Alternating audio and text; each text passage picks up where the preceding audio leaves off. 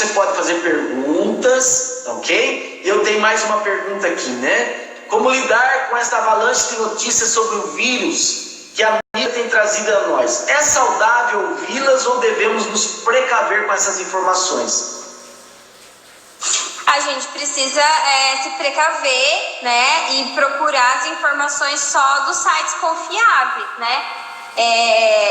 OMS, né? Sim. Ministério da Saúde.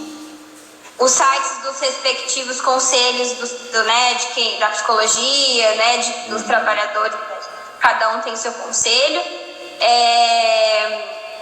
E poder diminuir um pouco as informações, né? Porque é um bombardeio na nossa mente, né? E aí, assim, se a gente fica só nisso, a gente não vai conseguir trabalhar, né? Vai paralisando a vida, né? Então, acho que é isso que é importante, a gente começar a pensar como a gente vai se reinventar, como a gente vai modificar esse cenário aí, né? Atual aí.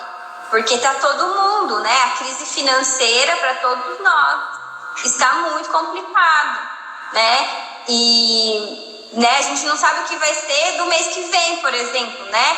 A crise financeira está vindo. Então, isso causa muito desespero. E se planejar futuramente a um tempo muito longo também causa desespero, né? Porque a gente tem essa tendência de planejar o futuro, né? Isso faz parte da vida, né? Mas nesse momento, é um momento que a gente não consegue planejar a tempo longo. A gente precisa começar a planejar as coisas em tempo curto, né? A cada semana, né? Planejar do que fazer, daqui 3 meses eu vou planejar isso. Não dá, né? Verdade. E a palavra de Deus diz que o coração do homem pode fazer planos, mas a resposta certa dos lábios vem do Senhor. Então, certamente isso também nos ajuda aqui nesse momento, nessa fala da Letícia, né? A gente lembrar da palavra de Deus. Então, eu tenho outras perguntas aqui. Como a família pode interagir nesse momento e o que dizer às crianças nesse tempo, né? O que falar para as crianças, né? A gente pode aprofundar esse assunto? Não? Tem que ser coisa falada de maneira lúdica? Como que a gente pode, então, Letícia, a gente tratar isso com as crianças em casa? Bom, depende da idade da criança, né? Para as crianças menorzinhas, a gente vai ter que usar um recurso um pouco mais lúdico, né? Para explicar para elas por que elas estão sem escola, né? Sempre contar a verdade para as crianças, sempre. De uma maneira com que cada idade possa entender. Então, a gente não se conta uma coisa como a gente conta para um adulto, né? Da mesma maneira, mas a gente conta a mesma coisa, a verdade. Sim. Então, é muito importante que as crianças saibam o que está acontecendo. Claro que isso é para uma outra discussão, que a gente pode pensar em outro momento, mas isso vai ter um impacto, sim, nas crianças, em relação à socialização, em relação à retomada da escola, né? Os conteúdos, enfim. Nós vamos ter muitas questões para se trabalhar e se pensar como a gente vai fazer com ela, né? Mas em casa é importante que se fale, sim, a verdade. Coisas concretas também, enfim, o álcool em gel tá aí para ser concreto para todo mundo, né? Tem que passar álcool em gel. Mas também eu acho que é bem importante falar uma coisa aqui, antes da gente terminar, que os pais, eles precisam estar sustentados aí, emocionalmente. Boa. Para eles darem conta de ajudar as crianças nesse momento, seja criança, seja adolescente, né? Porque os adultos, como eles estão sendo bombardeados da mídia e ficam desesperados, eles acabam passando esse desespero para as crianças, né? E aí acaba se tornando muito difícil para elas lidarem com isso, né? Fica um sofrimento muito grande para elas, num tempo onde elas ainda não conseguem lidar com isso. Olha só. Então é muito importante que os pais se estabilizem emocionalmente, mesmo que falem a verdade, tentem recontar isso para a criança de uma maneira mais tranquila, né? Não passar tanto desespero para essa criança, né? Porque senão essa criança também vai ter sintomas aí, né? Certo. Legal, olha aí, né? Uma dica interessantíssima, né? Os pais têm que ter uma emoção equilibrada aí para poder ajudar os filhos nessa hora. Gostei dessa dica.